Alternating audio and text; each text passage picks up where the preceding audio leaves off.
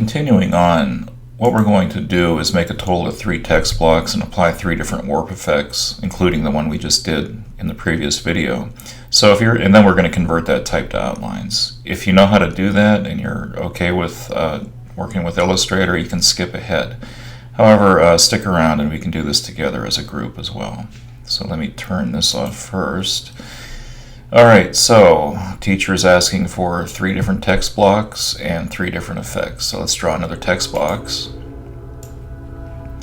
By default, it should stay in the same typeface and point size you chose before, which is fine. Let's just take a look at what effects we have available to us. So let's click Effect, Warp, and notice everything is grayed out. Now why is it grayed out? Because I cannot see the bounding box.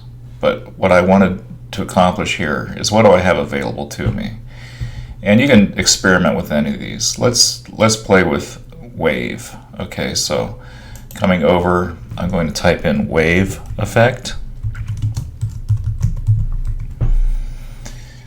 Enable the black arrow, the selection tool so I can see the bounding box. Effect, warp, wave. Let me move my window out of the way so we can see. And that's looking pretty boring, so let's increase the severity. Still not much going on there. Aha! Okay, now so by moving the horizontal and vertical, I can get some interesting effects. Okay. So pick something you like. Again, it doesn't have to be wave. It can be any effect you want, but just get something cool looking. Name it. If you're using arc, it should have arc effect. If you're using wave, it'll have wave effect. Click OK. Let's make the third one. Let's check out what effects we have here. How about fish? Type in the word fish. Effect, and this will be interesting. It's on 2 lines. Let's see what happens here. Enable the black arrow. This is old news to you by now, right? Effect, warp, fish,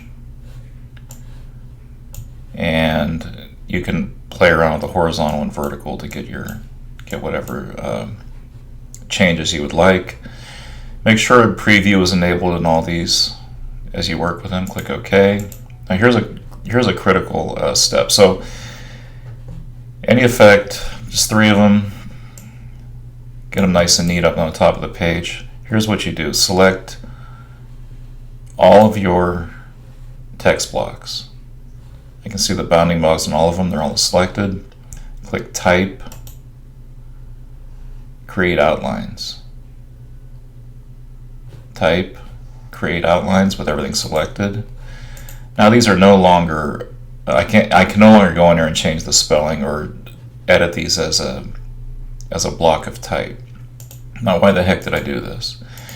Because whenever I import this into any other application, like let's say InDesign, let's say I use some strange typeface, import it in InDesign. InDesign, there's a possibility that InDesign will not be able to read if I'm some exotic typeface. If I convert it to outlines, this is a vector image now. These vector images will import into any application and go through any output device without any changes. Okay, so to repeat, I got all my effects where I wanted them. I selected them all, and I went to Type, Create Outlines. And it's not available to me, but here's the option right here.